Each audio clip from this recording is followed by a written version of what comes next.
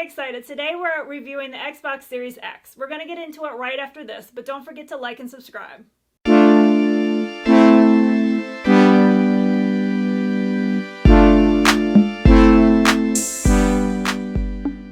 Let's open this bad boy up. Okay, we got... I'm super excited.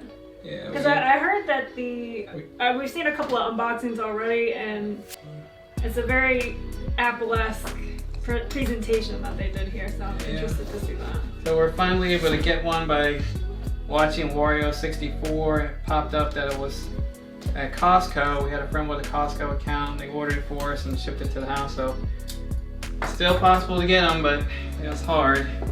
We were fortunate there's less traffic because you had to have an account to get it. So kind of has 4 pieces of tape on the back. Cut those open, 2 at the top, 2 at the bottom, and then it just kind of flips open. And first of all, like the outside of the box, I feel like it's just better than the PS5 as far as the graphics. It feels very premium. Yeah, the graphics. And again, the presentation. So then this is really nice. Yeah, then you have this flip open thing. Got a big piece of foam to keep that protected. I used to work at Best Buy. I know how these things get unpacked. And then it's to power your dreams. So this cube, this black monolith, is going to power your dreams. Then you just piece that out. Nice. Got a little bit of weight to it. And then a little wrapper off. And we'll have a little box of goodies. And you have a little blanket on it. Plastic blanket. And I did it right, so it's standing up. Like I kind of feel that little fanning indent at the top. Oh man. I like it, it looks fine. A lot smaller than the PlayStation. But it's dense though, it's probably just as heavy. So... yeah, I expected it to be bigger. Yeah. It's actually not that bad. The dimensions are 11 by 8 tall and 5 by 9 wide. So you should be able to find room for it fitting in. We have a IKEA Calyx system. And I've heard it should be able to fit in that. So. Standing up, yeah. And I like the exhaust that has the green. Yeah. It kind of looks like it's on, like it's pulsating even when it's off. Yeah, it gives it like a nice illusion. I mean, for something that's pretty simplistic, it gives it a nice vibe. Yeah, so it has a pairing button, a USB 3.2, the disc slot, and the eject button, and the power button here. And so on the back, we have 2 more. Woo!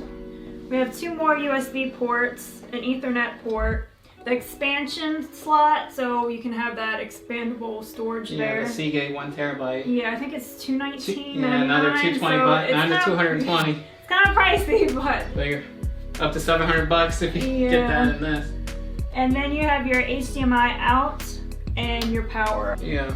Now there's no longer an HDMI in or an optical in. A lot of people like the optical doesn't matter anymore. For us, we've still been using it for like connecting our headsets and stuff like that. Yeah. And then obviously with no HDMI in, so you don't have like where you can connect it to your TV box or anything like that anymore, which might not be a big deal. Yeah, I mean you can do the Bluetooth and you can hook a headset up to your controller. So this is the horizontal orientation. Now the unfortunate piece is you cannot remove the rubber foot for the horizontal. Stand. Yeah, you can't remove this. So yeah, it doesn't come off. But I'm not really a fan of this orientation. No, it doesn't look it looks a lot better like standing up. And again, it's a simplistic design, but it does look more like a gaming PC, right? There's quite a few cases that they've come out with kind of around the same dimensions. Yeah, form factor, this like tower form factor, and we'll throw some of those up so you can see some of those how you can build a PC like that. Yeah, I mean it's like kind of like Agents of S.H.I.E.L.D. when they had the monolith, but like that stone. This is, I mean, just kind of, bam. Yeah. I'm a powerful monolith.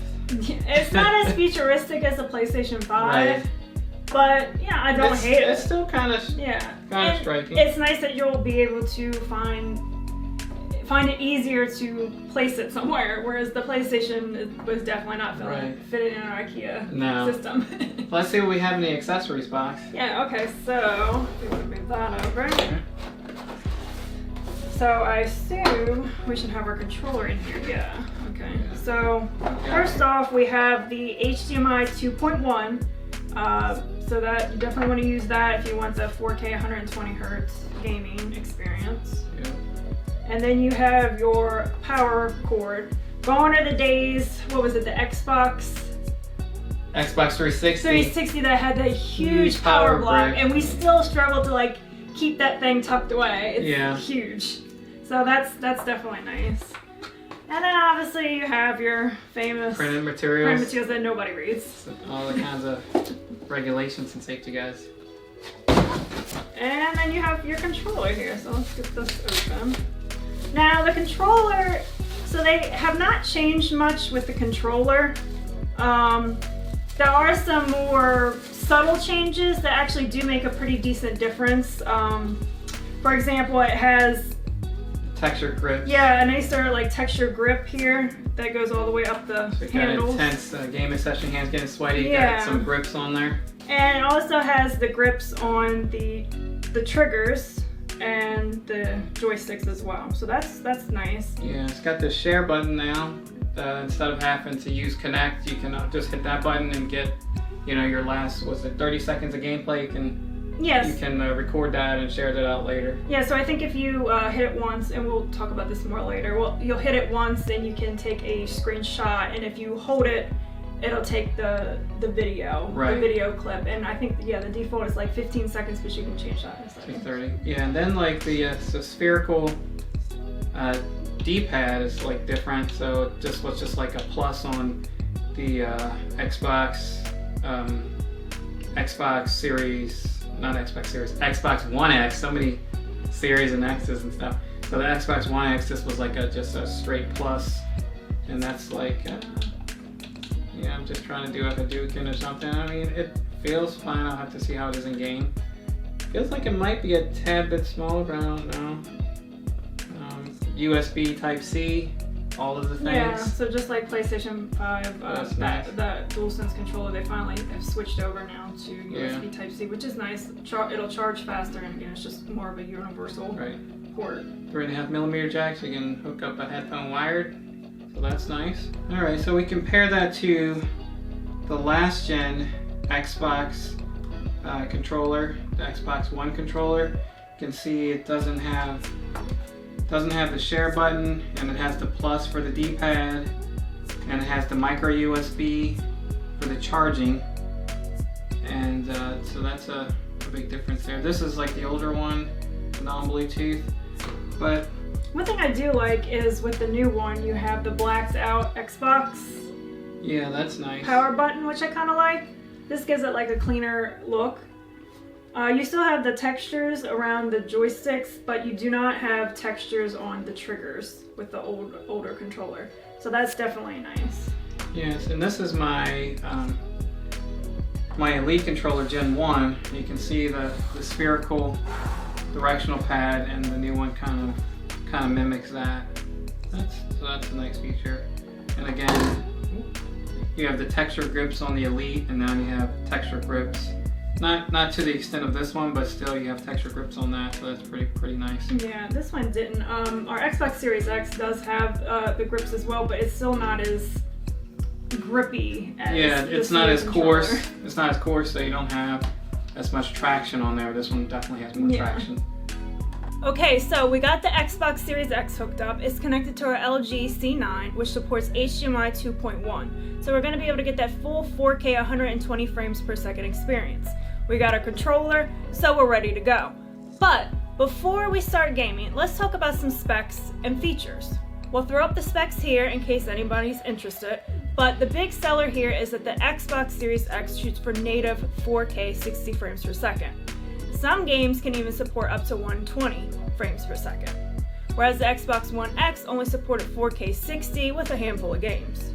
So this definitely makes this a next-gen console. Some features that stand out for us is the support for Dolby Vision and Dolby Atmos games. Dolby Vision is going to give you more color depth and brightness than standard HDR10, and Dolby Atmos will give you a 3D audio experience where you can hear sounds coming from all around you, which means you can get a better hear for that person sneaking up behind you. You can already find games that support Dolby Atmos, such as F1 2020, Ori and the Will of the Wisp, and Forza Horizon 4, just to name a few. Dolby Vision games will come sometime in 2021, but there's no word yet on what games will offer it. Not only is this console going to be great for gaming, but it's also going to be a great home entertainment device. Like Xbox One X, it will support streaming Dolby Vision and Dolby Atmos content, and with the 4K UHD Blu-ray player, you can pop in your physical media as well.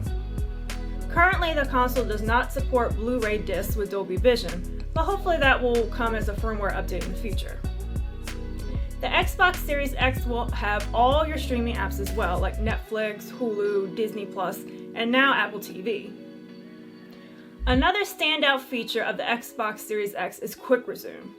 Damien will demo this later, but Quick Resume will allow you to quickly, and I'm talking seconds here, generally 15 seconds or less, switch between multiple games, picking up right where you left off. Now personally, we're usually just playing one game at a time, but this feature also works if you put the console to sleep or perform a hard shutdown, which is really awesome.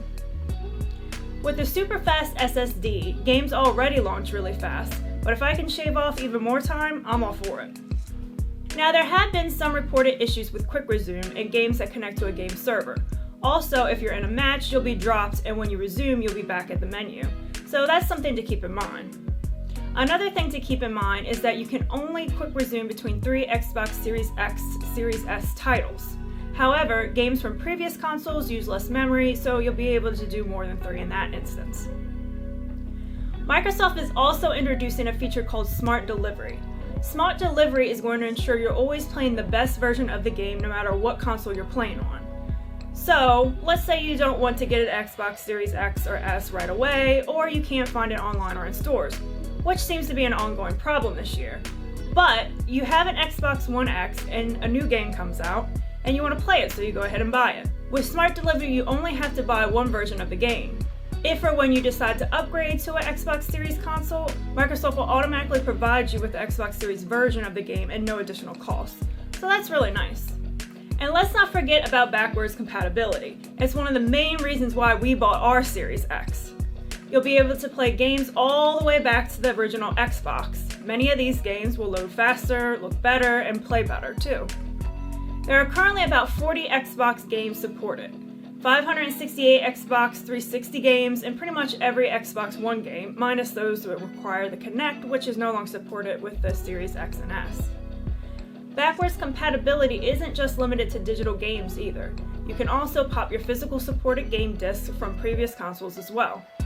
This is something that in our eyes puts Microsoft ahead of the game.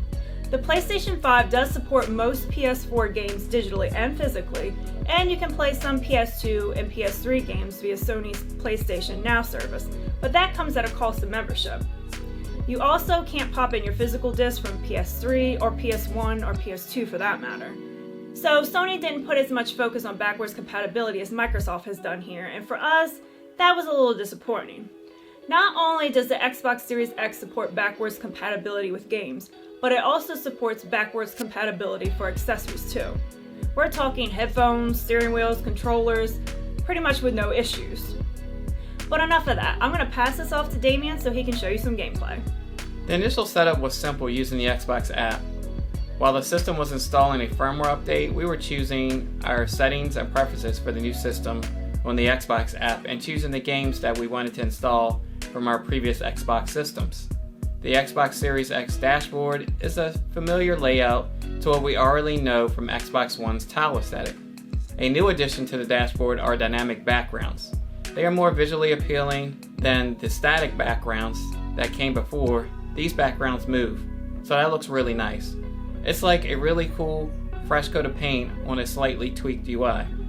The Xbox One X UI was overhauled significantly in August 2020 of this year to make the Xbox UI more streamlined, and that's carried over here. You can pin games and apps you want to see right away to your home screen. Also, there is a new profile themes that act as a background for your profile page, which looks really nice. So you get a familiar dashboard if you're coming from Xbox One, but not a new experience befitting of a new console. The speed of the new console allows you to get to Xbox Series X dashboard from a cold boot in around 20 seconds, which is really nice. Now for some of my gameplay thoughts. Quick Resume is a real game changer. You can jump back into a game you were just playing from another game in a matter of seconds. Not sitting around waiting for loading screens, you just pick up right where you left off. You can do this for multiple games at a time as well. You do so by pressing the Xbox button on the controller and then selecting a game from the sidebar. Now Microsoft doesn't say how many games you can do this with at a time. I have a feeling it depends on the size of the games you cache for Quick Resume. Playing Forza Horizon 4, which is an Xbox Series X and S enhanced title, is a look at the power of the Xbox Series X. Speeding through the UK countryside looks absolutely gorgeous. The increased detail of the stones lining the roadways, the foliage, the car models, and the lighting effects are truly next generation. The game is playable in 4K at 60 frames per second with HDR on Xbox Series X. The game is a real highlight on the Series X. Another visually stunning Series X enhanced title is Ori and the Will of the Wisp. This game really visually pops in HDR as Ori travels through the game world. The lighting effects as Ori fights the wolf boss is awesome. Also, the torch Ori uses to combat his foes really pops, in bright oranges as he's combating his foes. The light that shines through the trees is another highlight. The entire game looks as if a really visually detailed cartoon is being played. The game is ultra smooth in either 60 FPS or 120 FPS. While there are no real first-party titles or no first-party titles at all, Microsoft now has 23 first-party studios. Hopefully these studios will start showing up with new games in a year or two to really show off what the Xbox Series X can do. Now let's talk about storage and performance on the Xbox Series X. While the box says 1TB SSD, you'll actually end up getting 802 gigabytes of usable storage space on the internal SSD. Now that's better than Sony's 666 gigabytes of usable storage, but with the size of these next-gen games, even 802 gigabytes will run out fast. Microsoft partnered with Seagate, and its solution to this is the Seagate Storage Expansion Card, which will get you another 1 terabyte of storage, but at the cost of $220. This is currently the only expandable storage solution that will let you play Series X and Series X optimized games. You can get an external HDD or SSD, but you will only be able to launch games from previous generation consoles. We recommend saving your internal storage for your Series X and Series X games and pick up an external drive to put all your other games on to save room. Microsoft is helping you out here as well. In some games, you can choose to install parts of a game. For example, if you just want to play the multiplayer part of a game and not the campaign, you can choose to just install that part, which is pretty helpful. Adding in an expansion card is fairly simple and seamless. You'll be able to just slot it in and immediately be able to have access to your extra storage. When the internal SSD starts reaching capacity, it will ask you if you want to install your games on the card instead. Performance on this console is great, and with its custom SSD, you're getting that native 4K 60 frames per second and up to 120 frames per second, which again really makes this console next gen. I mean, finally, consoles are starting to take it to PCs and offer features that you've only been able to get with PCs for a while now. Not to mention its lightning fast load times and that great quick resume feature that makes switching between games even faster. And we've really been enjoying the auto HDR feature added to our backwards compatible games. We really saw a nice visual upgrade here. Now on to our final thoughts. Some of our pros are backwards compatibility across all three Xbox consoles before this one. Yeah, it was really nice to be able to pop in our old discs. Yeah. And it worked like our Xbox disc or Xbox 360 and being able to play those games on one console. And then some of them even had upgrades like the auto HDR enhancement, which was really nice on some of them. So yeah, that was definitely a benefit. Yeah, we all have a giant backlog, and now we can play those games at even better resolution and frame rate, so that's pretty nice. Another thing we really liked is the quick resume feature. It was really nice, like being able to jump in and out of games. Granted, we're not always playing multiple games at one time, but it was just nice to experience. And then even when you shut down, even from a hard shutdown, you're able to like resume like right away as long as you don't quit out of the game. That was really nice because you turn on the Xbox, you get your controller, and then you're already playing in like less than a minute. Yeah, that's really cool. Like, just from a cold boot, you can pick right back where you left off. No load screens. Awesome feature that they came out with there with the new hardware, the SSD and everything, and the caching. Really nice.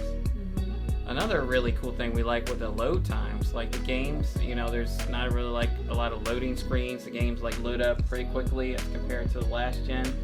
You know, that just saves you a lot of time. I mean, you know, loading games, you know, sitting there for minutes. Yeah, it's definitely nice to not have to wait.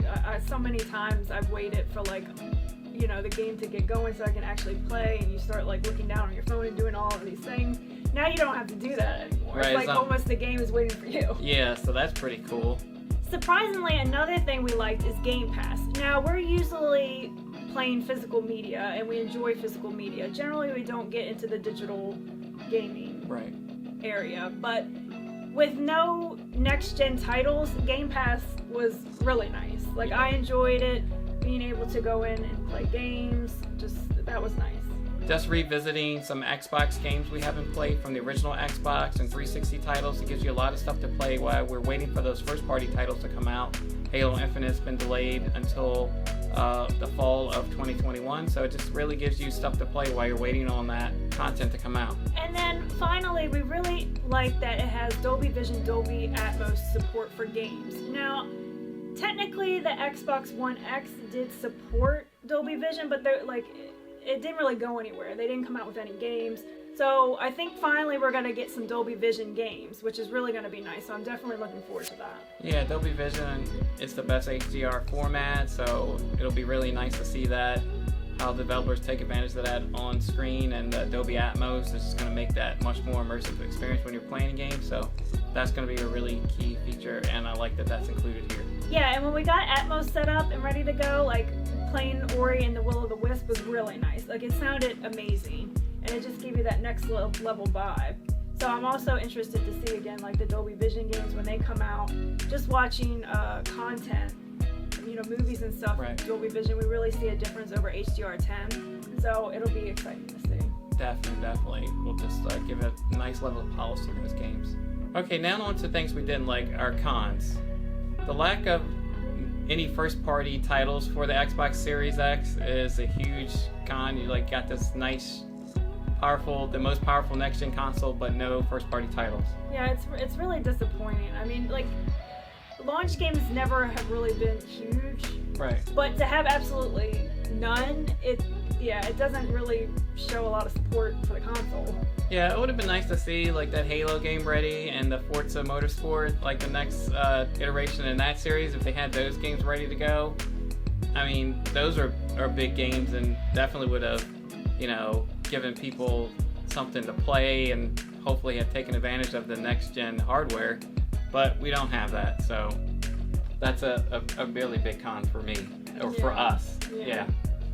And next-gen games are huge. So the fact that we only have a 1 terabyte, which really equates to 802 gigabytes of usable storage, you're going to run out of that storage quick. And then you're going to be forced to having to buy the expansion card, which is $220. Yeah, so now you're looking at $700 for the console and that Seagate expandable storage. Now, it's just a function of these next-gen games. They're adding more graphic assets and other game assets, so they're bigger, but to only have the 1 terabyte, which is 802, some of these games are 130 plus gigs, some are 80 gigs. You're gonna run out of space fairly quickly, so you're gonna have to play the game of what game do I install after I beat the game and uninstall it. So it's a function of the next gen games. You can't really get around it, but only having the 1 terabyte SSD and that only being 802, kind of a con for me.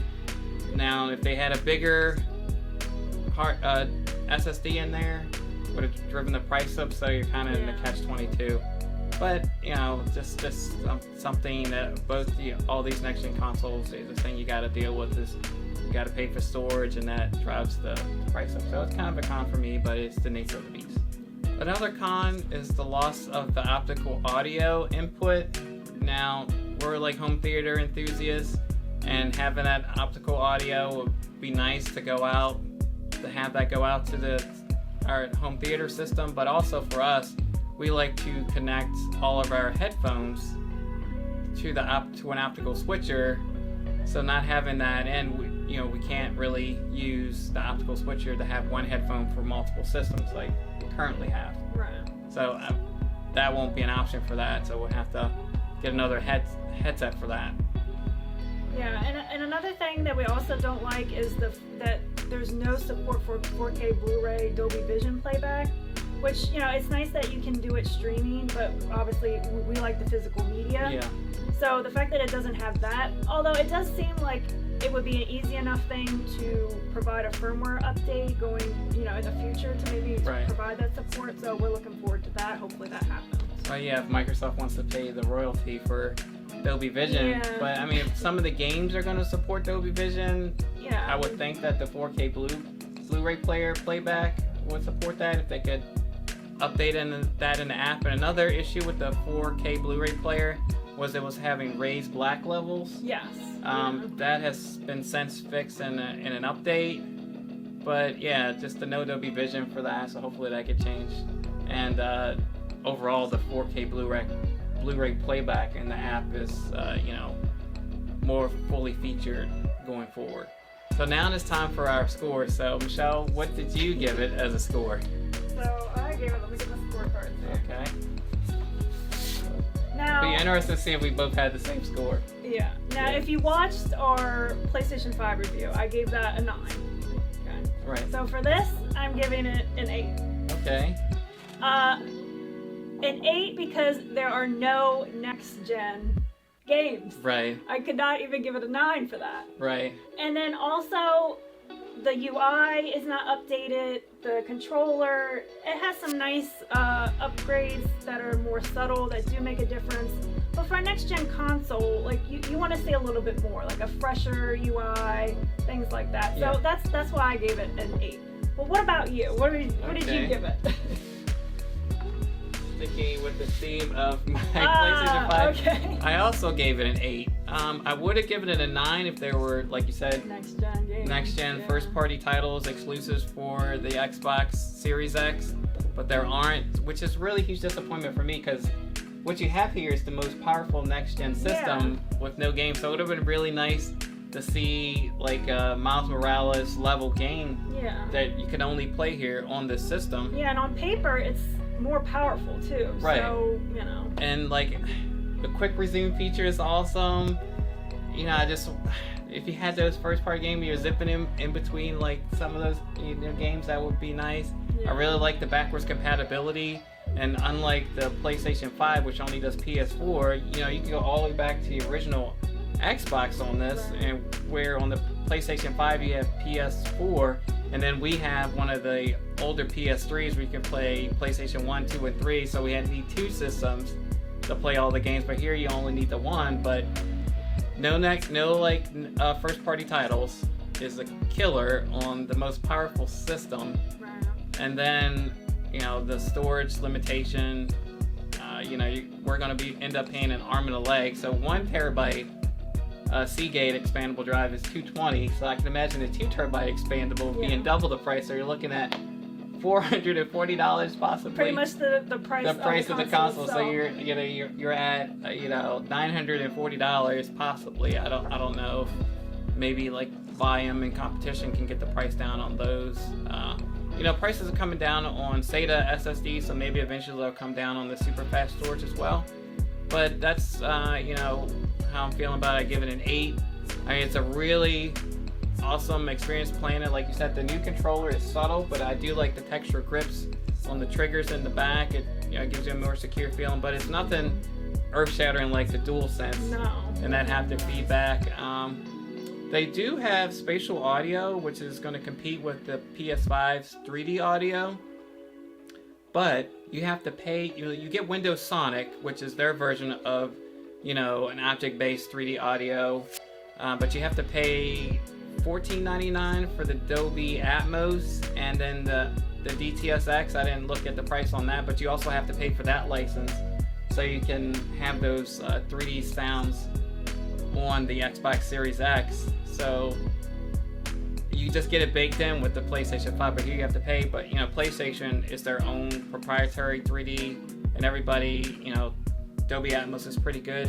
So those are our thoughts on the Xbox Series X. Let us know what you think about down in the comments below, and don't forget to like and subscribe, and we'll see you guys in the next one.